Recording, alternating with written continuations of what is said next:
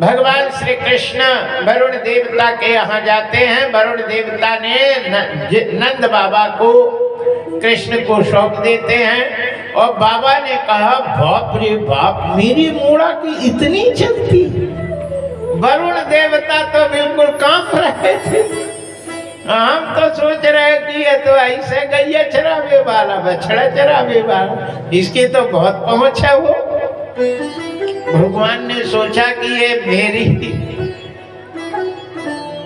ऐश्वर्य को समझ गए तो फिर ये मुझे लड़का थोड़ी मानेंगे, फिर लीला कैसे होगी।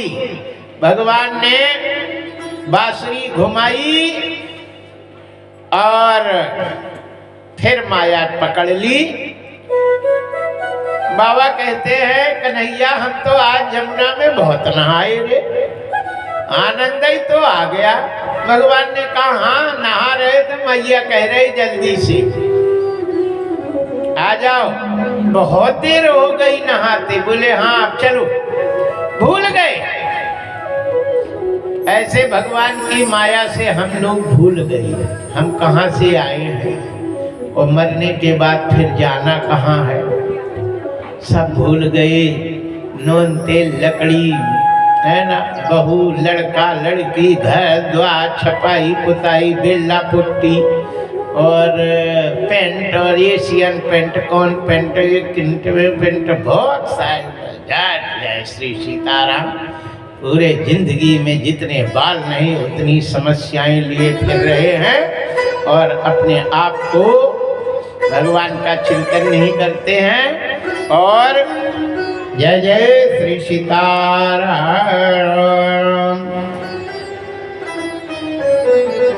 आइए हम एकादशी को व्रत, साल में 6 व्रत जरूर करना चाहिए।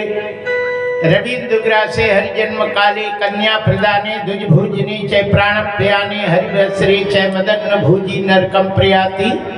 इन 6 दिनों जो नर अन्न पाता है सीधे नरक में जाता है, इसलिए साल में 6 व्रत को अवश्य करना चाहिए, है ना।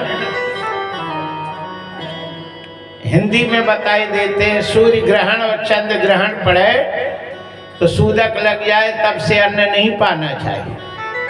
अच्छा, कैलेंडर में लिखा रहता है बालक वृद्ध रोगी को वर्जित है, 2-3 घंटे का उनको है ना कंसेशन कोटा नहीं कर देते, छूट दे देते।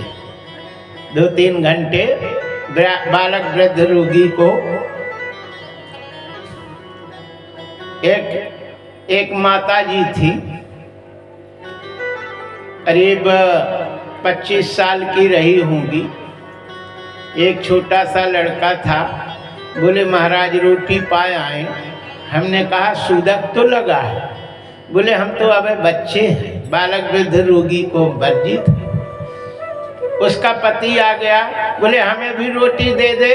हमने कहा यार बालक वृद्ध हमारे महाराज, हम रोगी हैं महाराज, दे दो, छूट है।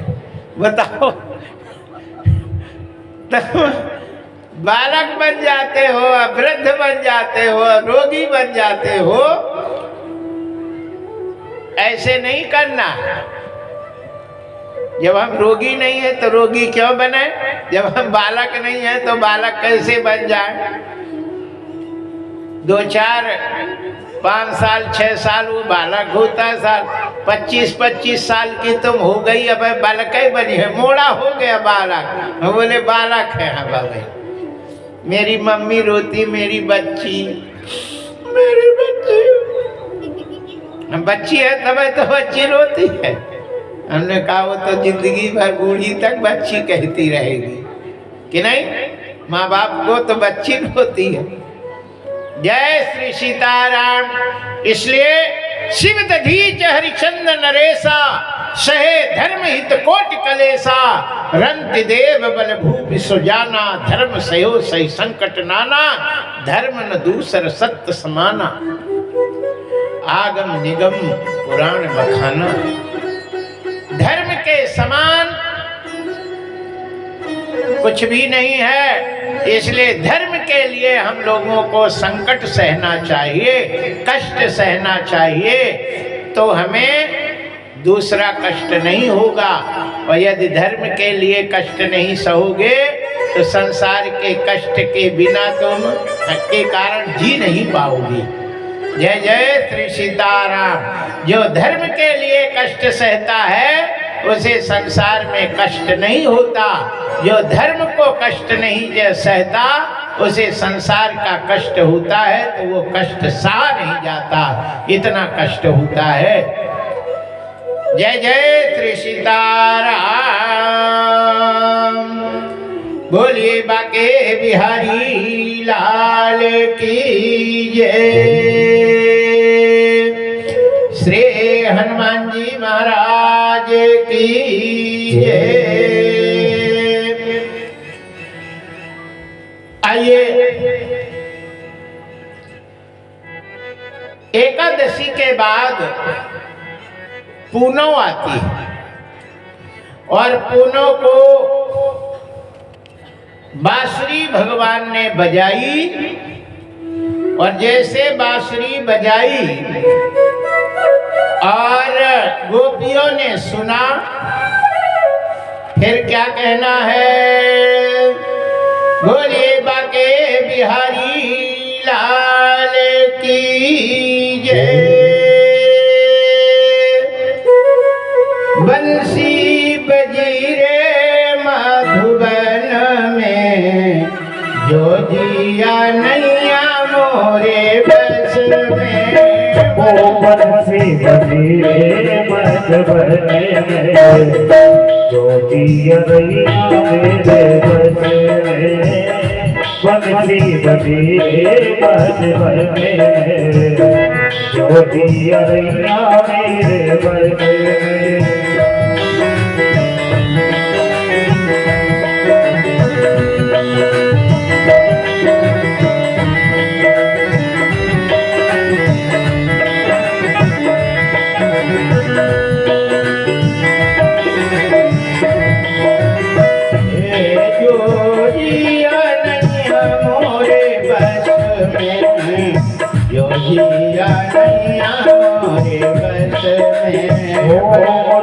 बजी रे मधुबन में, जो जिया नैया मोरे बस में। मुरली बजी रे मधुबन में, जो जिया नैया मोरे बस में।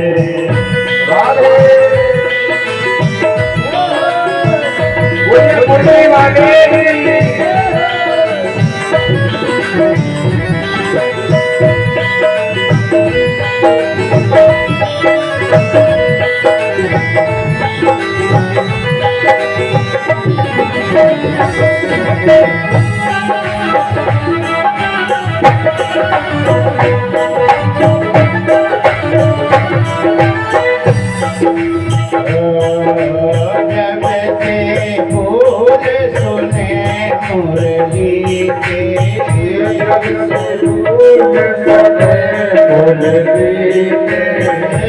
जब से बोल सुने मुरली के, जब से बोल सुने मुरली के। चैन परे न मोरे मन में, ओ चैन परे न मोरे मन में। जो जिया नैया मोरे बस, ओ जिया नैया मोरे बस। बंसी बजी रे मधुबन में, जो जिया नैया मोरे बस में।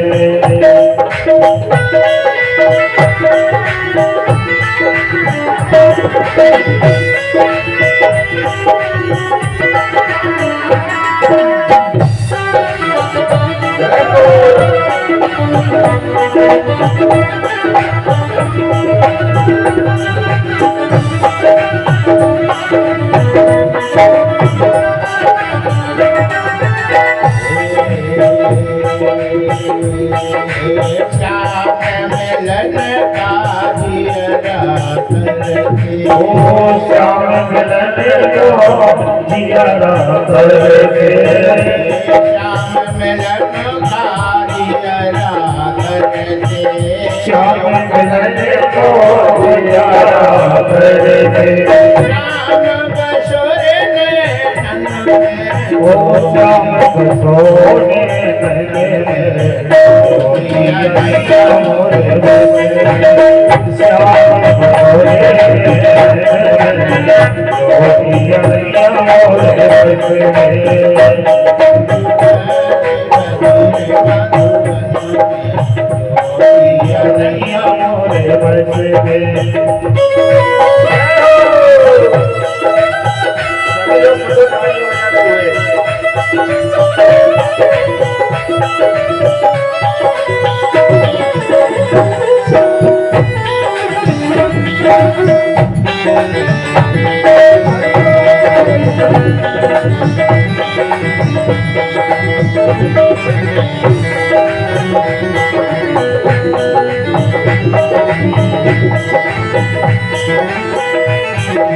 जब मोहन ने बीन बजाई जब मोहन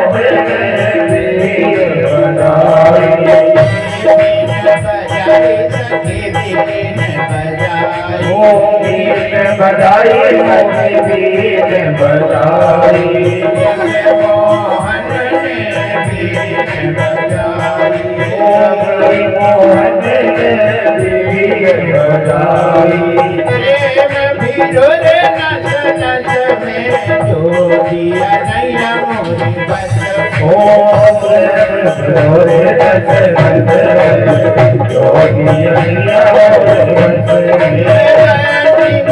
रे मधुबन में जो दिया नैया मोरी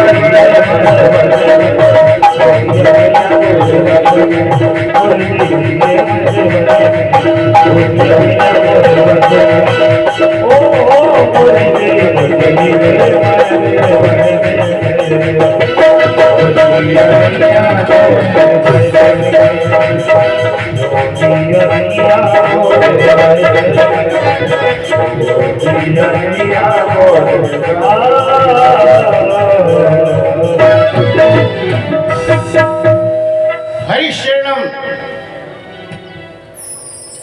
कहते हैं कि मोहन की बंसी सुनते ही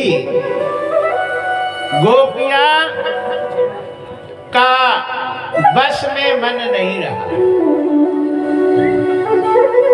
तो जय जय सीताराम जो जहां थी जैसी थी वैसे ही उठ करके और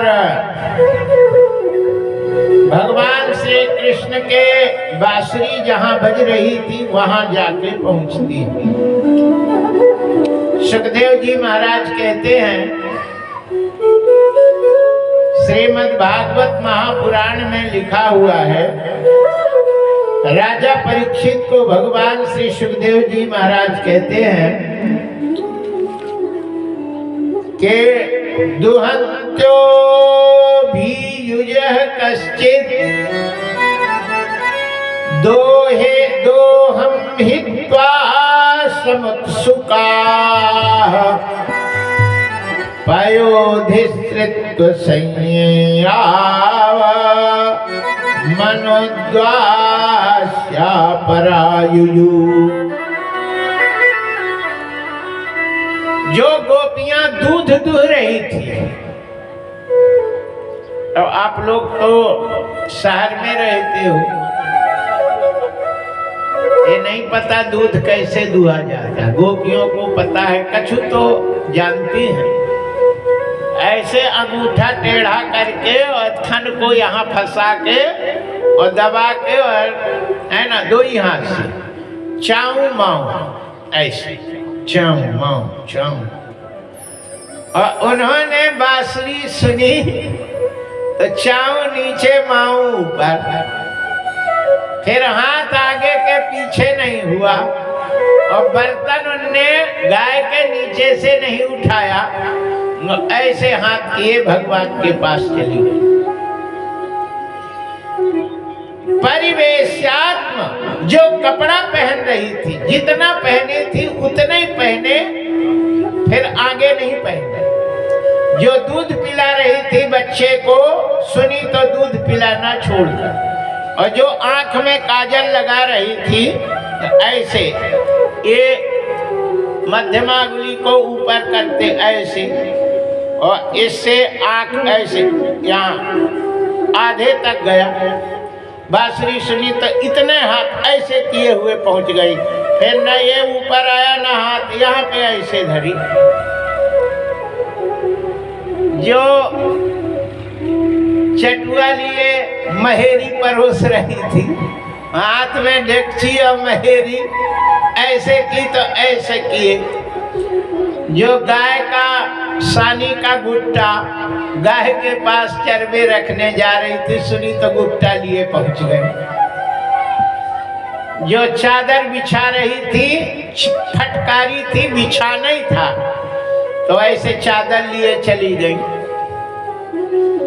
जो जिस स्थिति में थी उसी स्थिति में पहुंची।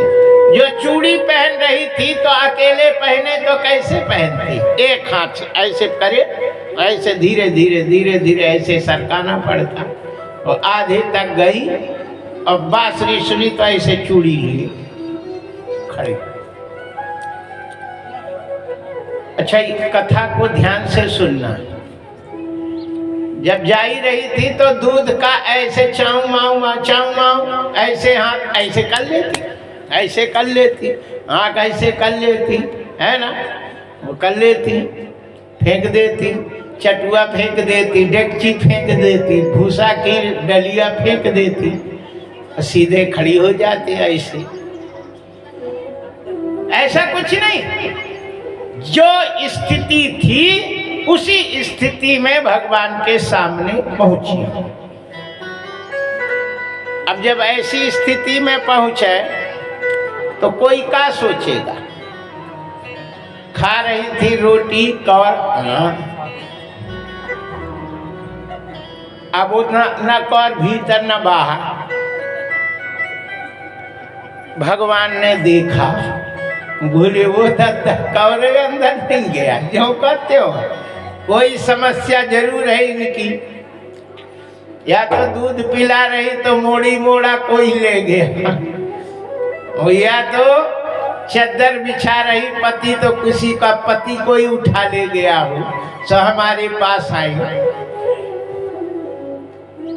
कछु न कछु ज्यादा समस्या है, तो भगवान ने उनसे पूछा। क्या पूछते हैं, भागवत में है, इस लोग ध्यान दे के सुनेंगे। मातरः पितरः पुत्रः भ्रातरः पतियस्य च विचिन्वन्ति वपस्यन्तो मादृढ़ बंधु सात्मसः। पति तुम्हारा सही है। अब कौर तो है यहाँ, अब मुंह से तो बोल नहीं सकती, न मुंडी हिला के। सही है, सही है, बाप सही है, बच्चा सही है, जो भी भगवान पूछे हाँ सही है, कोई परेशानी तो नहीं है। फिर काहे को चली आई यहाँ, क्यों आई हो? जानते हो स्त्रियों का कितना बड़ा महत्व होता है? श्रीमद् भागवत में, शास्त्र में कहते हैं जिस घर में स्त्रियां बिगड़ जाती है उसका घर बिगड़ जाता है, और जिसकी स्त्रियां नहीं बिगड़ती है और पति चाहे संसार बिगड़ जाए उसका घर कभी नहीं बिगड़ सकता।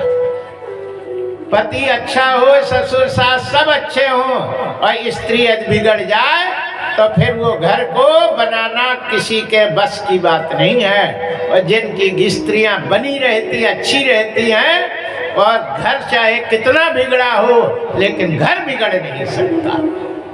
ये भागवत कहती है, हम नहीं कह रहे। तो कछु लोग कहते महाराज औरतें औरत की कथा कहते। एक जगह गए, एक सुदामा दास थे गिरी, बोले महाराज तुम औरतें औरतें की कथा कहते। हमने कहा करें, औरतें औरतें की तो कथा लिखी है, जो मूर्ख ना हो तो पढ़ के देखे। औरत के अलावा तो कछु कथा है ही नहीं। जय जय श्री सीताराम, जय जय श्री सीताराम। हरिशरणम। कहते हैं कि कृष्ण कहते हैं सुनो, स्त्रियों का परम कर्तव्य होता है कि वो कभी स्वतंत्र नहीं रहे, स्वतंत्र नहीं रहे। यदि स्त्री स्वतंत्र हो जाती है तो वो फिर बिगड़ जाती है। भागवत में लिखा है और रामायण में भी लिखा है, व्यथा वृष्टि भय फूट कियारी, जिम स्वतंत्र भय बिगड़हि नारी। हम न हो कहते हैं, इसमें लिखा है, सो कह रहे हैं। भगवान श्री कृष्ण कहते हैं जब बच्ची रहे तो माँ से पूछ के जाए, बिना माँ के पूछे कहीं पग न रखे। कहीं जाना है, मम्मी हमें जाना है वहाँ, माँ कह दे ठीक है, फलाने को साथ में ले ले चली जा, है ना। वो कह दे नहीं जा तो फिर नहीं जा, चाहे कछु। माँ कह दे नहीं जाना है सो नहीं जाना है, माँ कह दे कि जा लेकिन ऐसे जा, वैसे जाओ। कहते हैं कि किसी ना किसी को साथ में लेके जाना चाहिए, अकेले नहीं जाना चाहिए।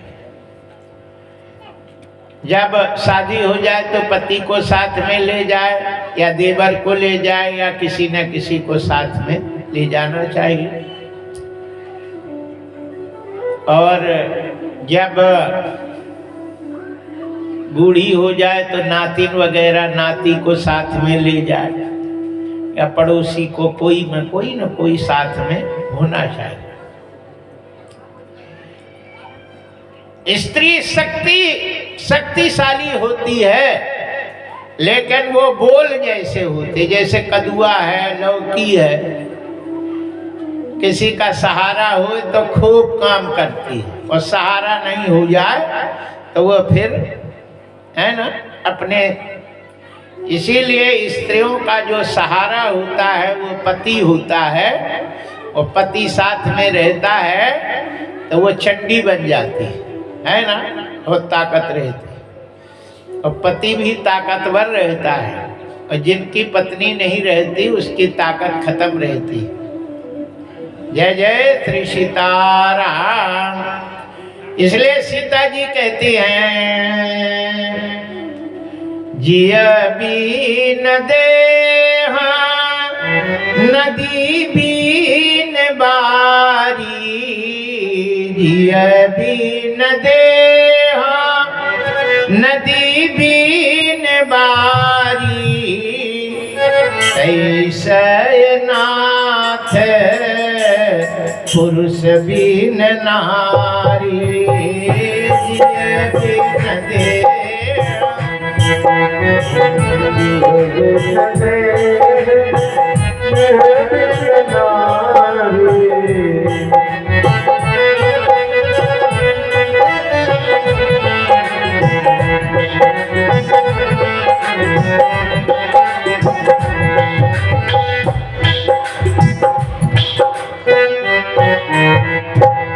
हरिशरणम।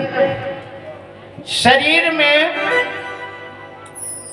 प्राण ना हो तो शरीर का कोई महत्व नहीं होता। ठटरी में धर के बाढ़ देते।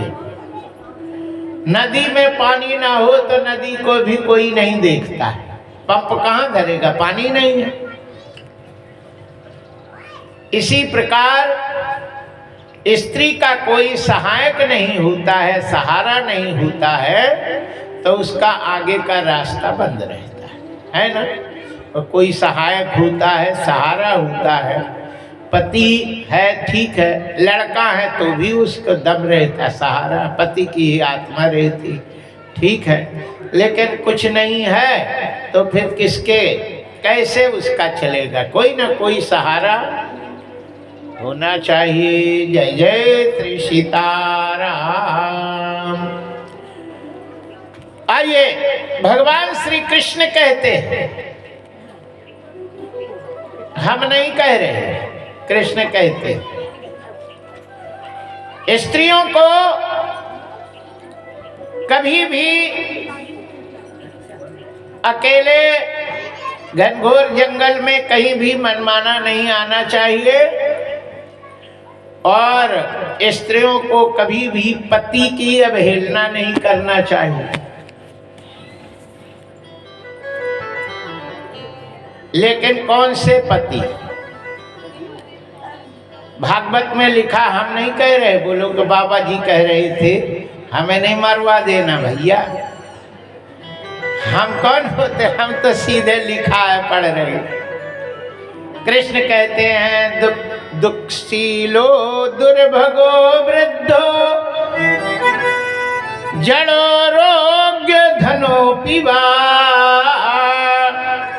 पति स्थिर विहतव्यो लोकेषु भीर पात की।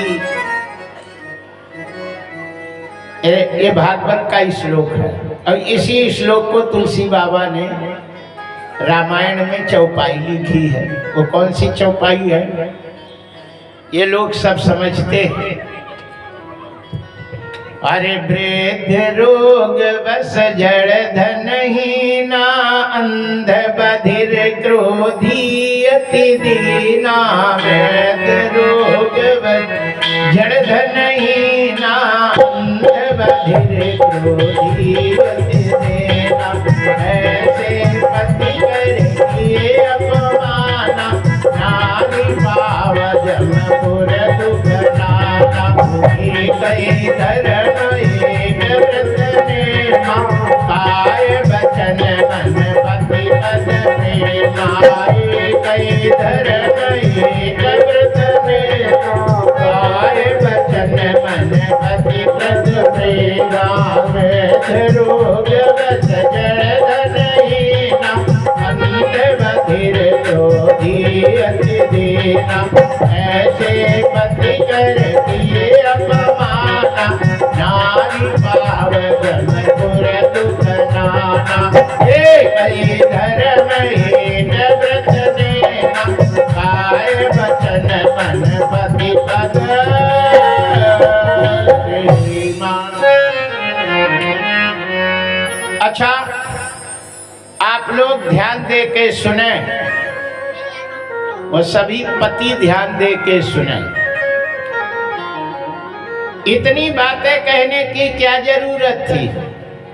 वृद्ध रोग बस जड़ धनहीना अंध बहिर क्रोधी अति दीना। ऐसे पति कर, और बाकी पति का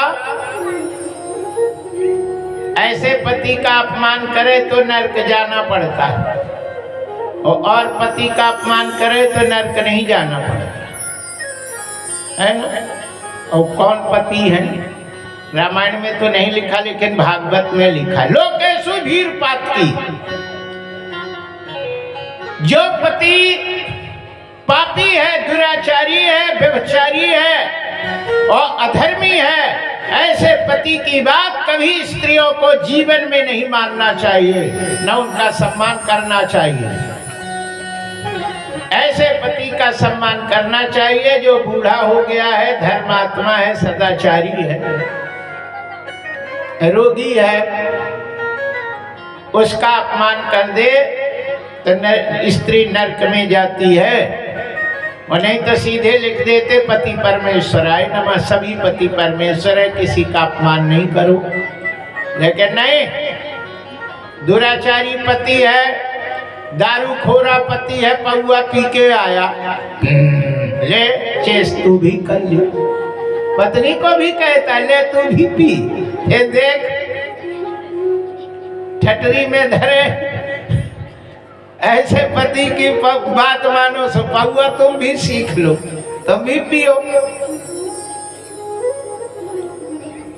दुराचारी है, व्यभिचारी है पति, और पत्नी को कह के तय भी 2-4 खसम कर ले, पैसा लिया हमें दे, हमें वैश्या को देना।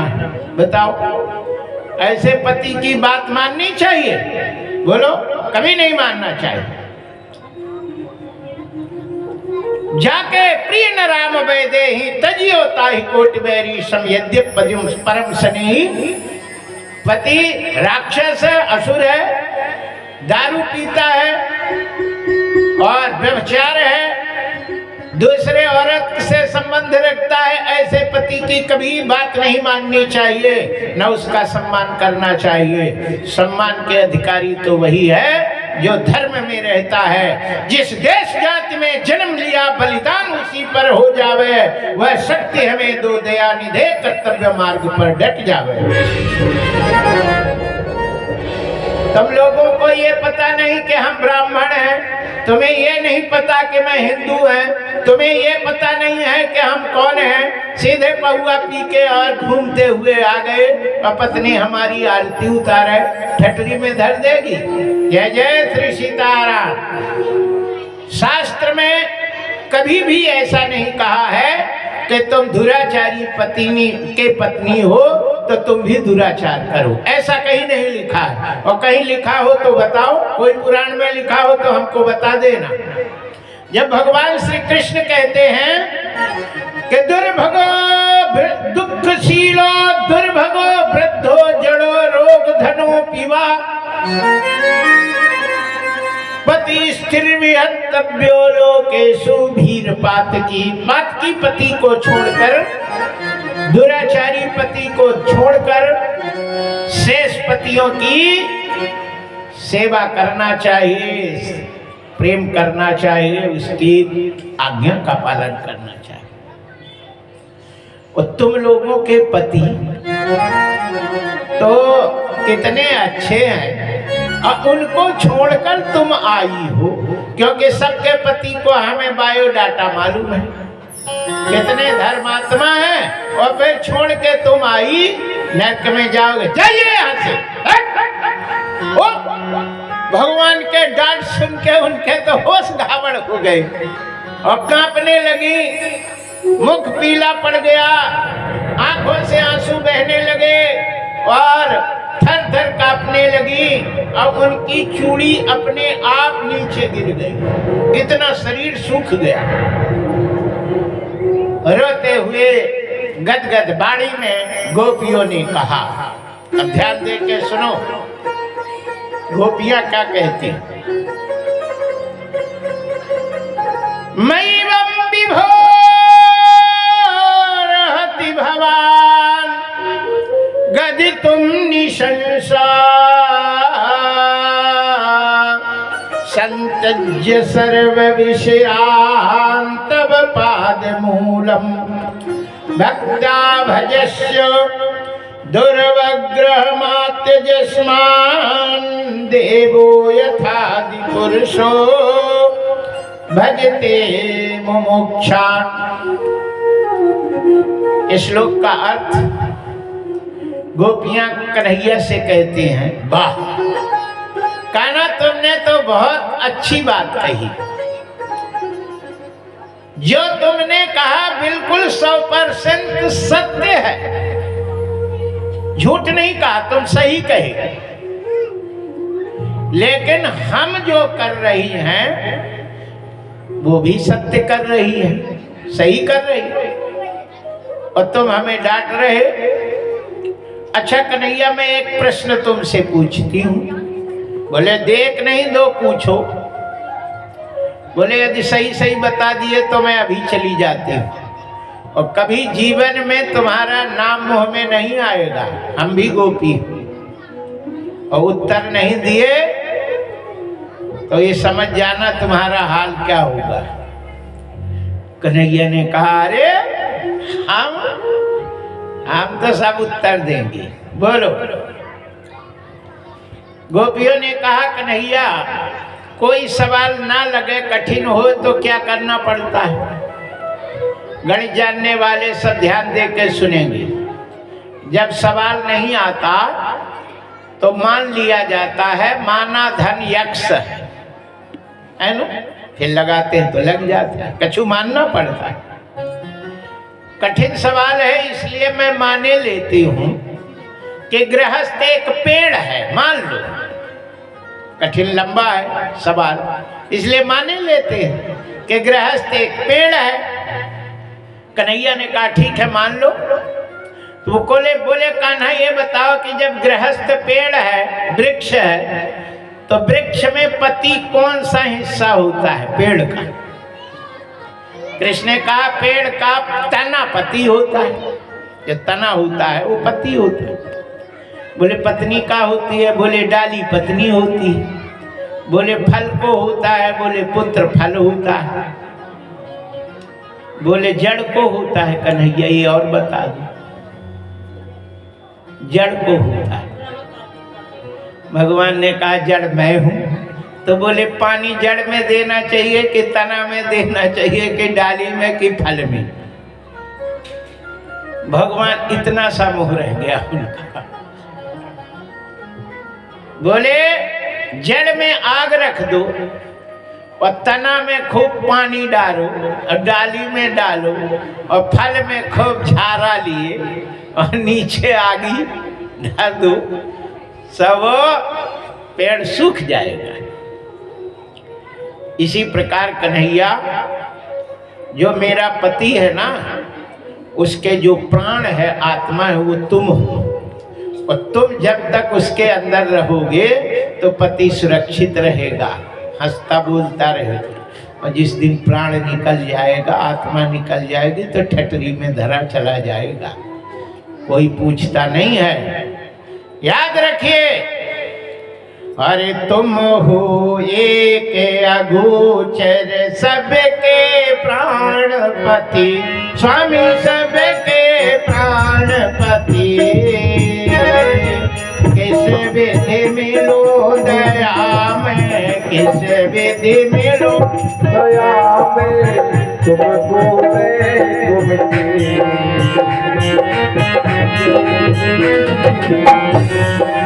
तुम हो एक अगोचर सबके प्राणपति, स्वामी सबके प्राणपति।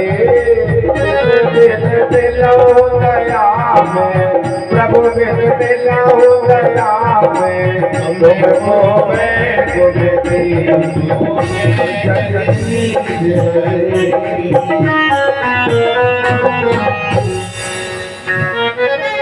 तुम हो एक अगोचर सबके प्राण पति।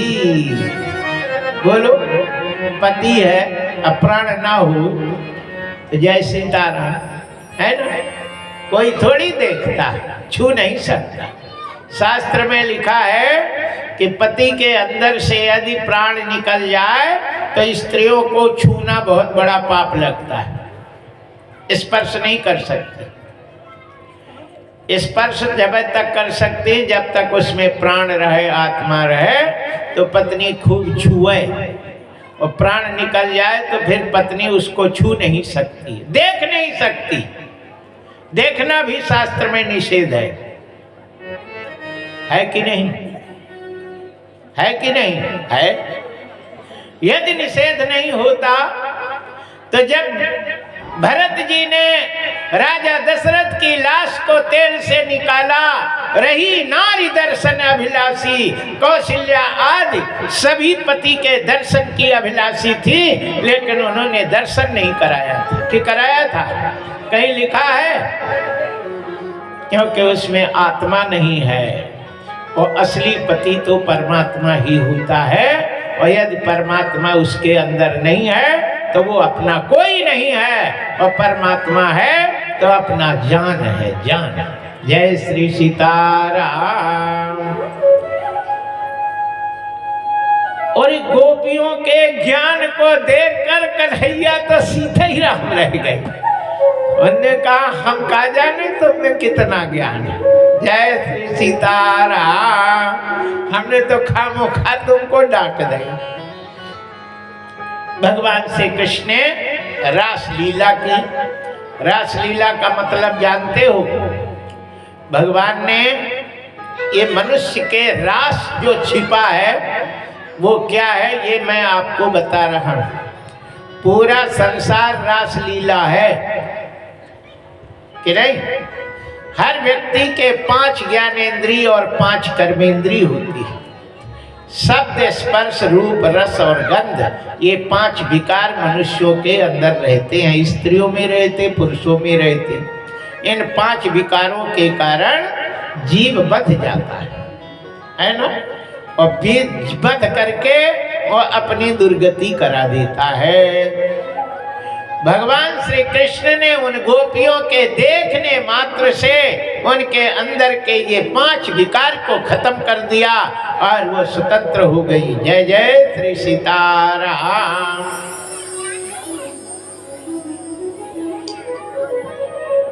रस, एक विकार रस होता है जीभ में।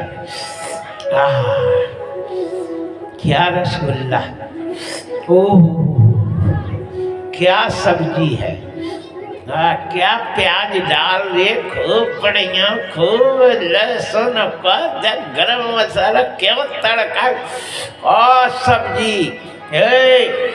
ये सब क्या है? रस है। जीभ से रस चाहती है। वो धर्म को अधर्म कर रहे हैं, मुर्गा खा रहे, जीभ काट काट के खा रहे।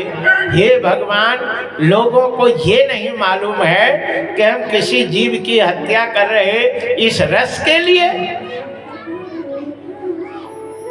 पेट के लिए सर्वत्र निषेध है। मनुष्य शाकाहारी होता है, मांसाहारी यदि मांस पेट में जाता है पॉइजन हो जाता है और जल्दी मर जाता है। इसलिए शाकाहारी ही भोजन करना चाहिए। मनुष्य मात्र के लिए देखो भागवत में लिखा है, जीवो जीवस्य जीवनम, जीव जीव को ही पाके जीवित होता है। यदि जीव को नहीं पाएगा तो जीवित नहीं होगा। लेकिन मनुष्यों के लिए कौन से जीव खाना है? जो चलता नहीं है, जो चलता नहीं है, जो चलता नहीं है, पैर से चलता नहीं, ऐसे जीव खाओ। और जो चलता है ऐसे जीव को बिल्कुल नहीं खाओ। तो चलता कौन नहीं है? मूली नहीं चलती कि चलती है? चलते देखे मूली को? नहीं चलती। गेहूं चलता है। गेहूं चलता होता तो हमारे बोरी में तो अभी तक तो पता नहीं कहाँ चला जाता। जो कहते हो भरा है। न चावल चलता, न गेहूं चलता, न चना चलता, न मटर चलता, न गोभी चलती, न आलू चलता, न टमाटर चलता। ये कोई नहीं चलते। जो चलते ना हो उनको खा लो, और जो चलते हो उनको नहीं खाओ। और जो चलने वाले जीव को खा लेते हैं वही महान अधर्म करते हैं, और उनको कुंभी पाक नामक नरक में यमराज मार मार के भूसा बना के डालते हैं। याद रखिए, सबके लिए अलग अलग धर्म का निर्माण किया गया है। धर्म अलग अलग होता है, इसलिए धर्म की जय कभी नहीं बुलाना चाहिए। असुर का धर्म, दैत्य का धर्म, उसका भी तो धर्म है।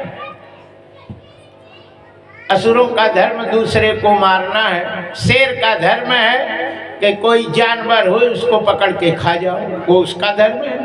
आगी का धर्म है गर्म रहना, गर्म रहेगा तो धर्म में रहेगा, और ठंडी हो जाए तो धर्म छोड़ देगा।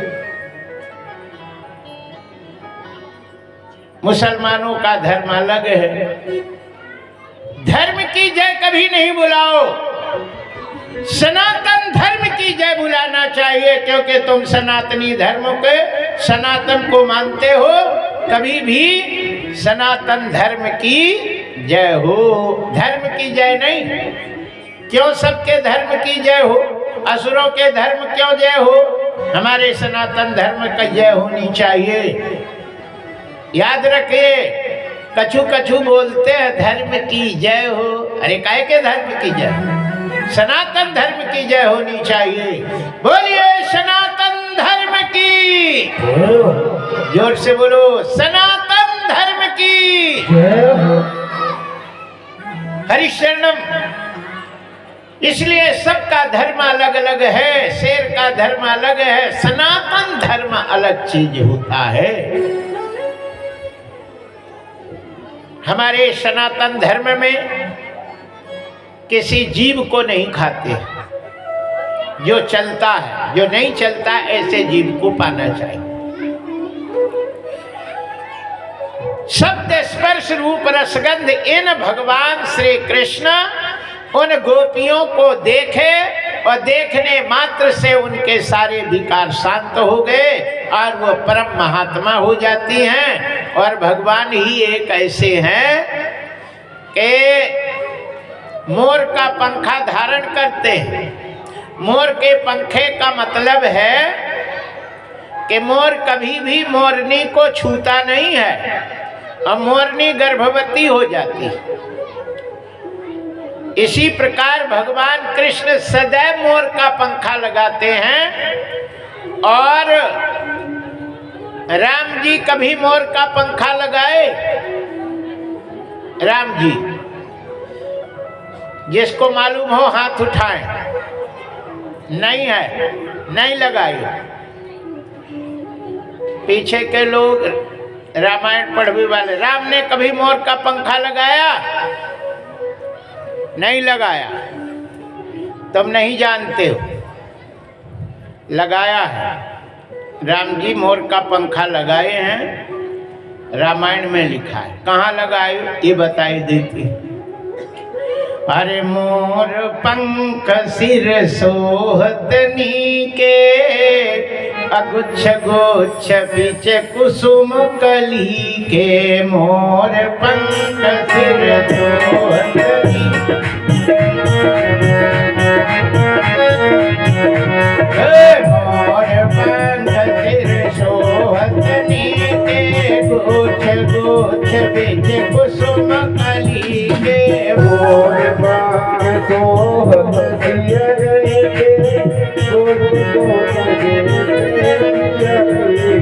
मोर पंख सिर सोहत नीके, गोच्छ गोच्छ बीच कुसुम कली के।